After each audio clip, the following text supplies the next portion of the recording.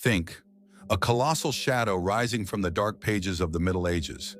The grandson of Genghis Khan, a ruthless and merciless commander, Hulagu Khan. When his name was spoken, the walls of Muslim cities trembled, and whispers of fear echoed through the palaces. He did not merely conquer lands, he changed the fate of entire civilizations. The fall of Baghdad, the end of the Abbasids, the destruction of Alamut Castle. Behind all of these events stood a single name, Hulagu Khan. Today I will tell you the story of a ruler who left his mark on history through both his cruelty and his state building. Fact 2. The Assassins and the Fall of Alamut. One of the dark secrets of the Middle Ages, the Assassin sect. They were a shadow woven from fear. Legends said that members of this secretive society could strike down kings and generals in an instant. Perched atop the unreachable cliffs of the mountains lay a fortress, Alamut. It was said that only birds could reach it, but the time came. In 1256, a name struck the dark citadel like lightning. Hulagu Khan. His army crossed the mountain pass, shaking the stone walls. The legendary invincible Alamut succumbed to the power of fire and steel. The empire of fear built by the assassins over centuries was reduced to ashes in a single moment. Hulagu Khan's victory was not just over a fortress. It was a strike against fear, secrets, and the dark powers of the old world. And history recorded it. Alamut no longer exists. Hulagu silenced it. One of the dark mysteries of the Middle Ages, the Order of Assassins. They were a shadow woven from fear. Legend said that members of this secretive society could assassinate kings and commanders in an instant. High atop the mountains, in the embrace of unreachable cliffs, stood a place, Alamut Castle. They said it was so inaccessible that only birds could reach it. But the time came. In 1256, a name struck the dark fortress like lightning, Hulagu Khan.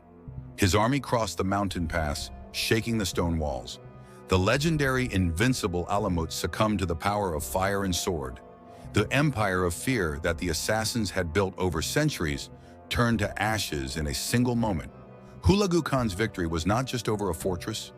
It was a strike against fear, secrets, and the dark powers of the old world. And it left a mark on history. Alamut was no more. Hulagu had silenced it. Fact 3. The Fall of Baghdad. In the winter of 1258, there stood a magnificent city on the banks of the Tigris River, Baghdad. The tales of 1001 Nights, the cradle of knowledge and culture, the capital of the Abbasids, the crown of the caliphs. In its streets, the voices of scholars and poets echoed, and the secrets of the universe were hidden in its libraries. But in those days, a dark cloud of dust rose on the horizon. Behind that dust was the army of Hulagu Khan.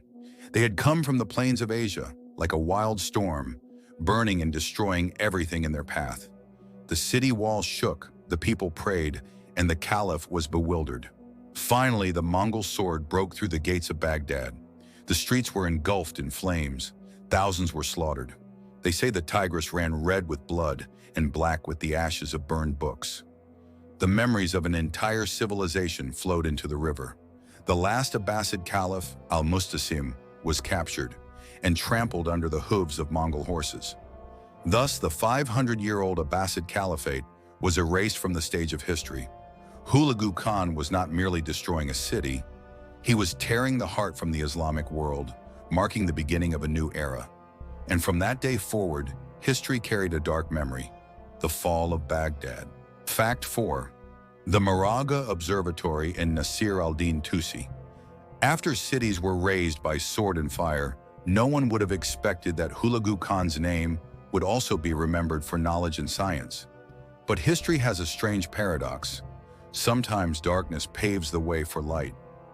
In 1259, on the lands of Azerbaijan, in a city called Maragheh, one of humanity's most magnificent centers for studying the secrets of the heavens was established, the Maragheh Observatory. Behind this marvel stood not only Hulagu, but also the great scholar Nasir al-Din Tusi. This was more than a building. Its walls were a gateway to the skies. Here, stars were mapped, and the order of the universe sought to be understood. It is said that Tusi and his students moved here with thousands of books, knowledge saved from the burning of Baghdad's libraries. After Hulagu Khan had destroyed one world with his sword, it seemed he wanted to build a new one in the skies. The Maragheh Observatory served science for centuries and even influenced the future of European astronomy. Thus, history teaches us a lesson. Sometimes, even from the shadow of the most ruthless rulers, light emerges. And that light spoke the language of the stars. Fact 5. Doquz Khatun and the Christian influence. Doquz Khatun, who entered Hulagu Khan's life, was more than just a wife. She was a Nestorian Christian, and she illuminated the dark walls of the Mongol court with a gentle light.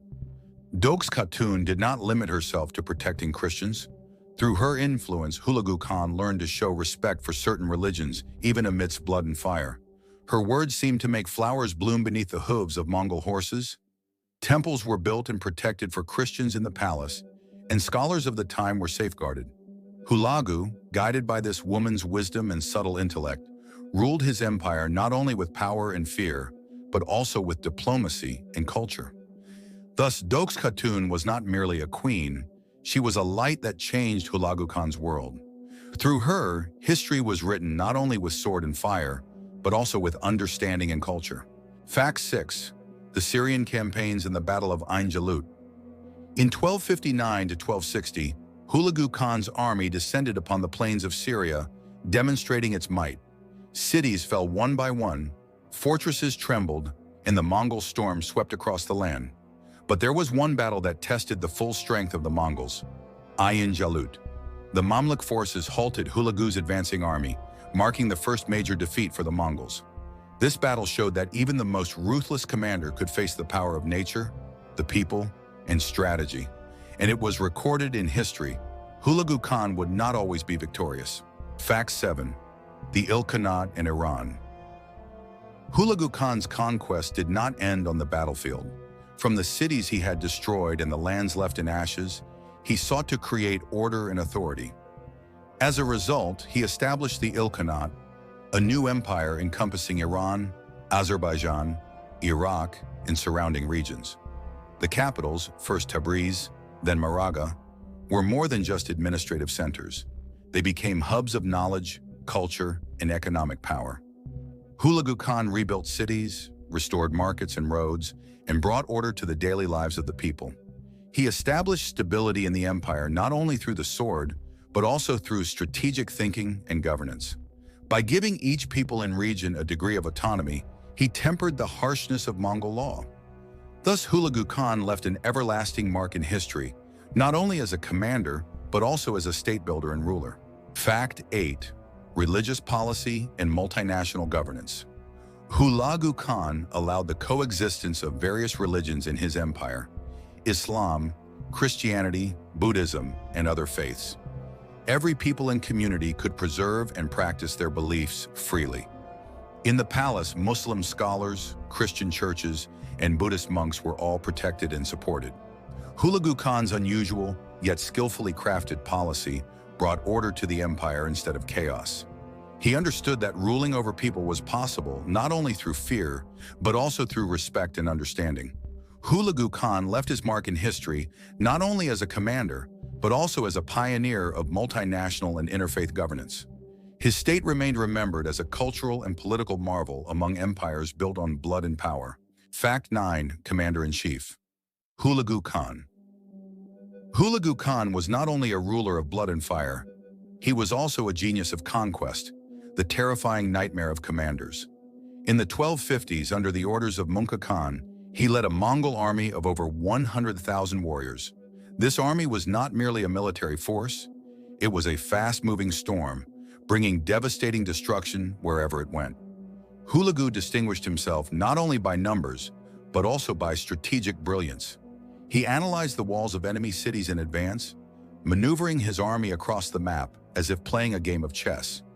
Mountains, deserts, rivers, no obstacle could stop him. Under the hooves of his army, the ground shook and his enemies were left in fear and confusion. Fact 10. Death and legacy. In 1265, the great life of Hulagu Khan came to an end, yet his name would live forever in history. He was not only a commander, but also a state builder, a patron of knowledge and culture. The Ilkhanate he established remained a political and cultural center in the region for centuries. Iran, Azerbaijan, Iraq, and the surrounding lands gained a new order through his blood and intellect. With his death, an era closed, but the empire he built, balanced between sword and strategy, fear and understanding, left an eternal mark. Thus, Hulagu Khan lives on in history as the symbol of a period filled with both terror and order. History shows us that ruthlessness and knowledge, fear and understanding, blood and order, can sometimes coexist in the life of a single person, and Hulagu Khan, as a living example of this paradox, remains forever remembered as both a terrifying and legendary figure of his era. If you enjoy stories like this and want to see more, make sure to subscribe to our channel and hit the bell icon so you don't miss a single story.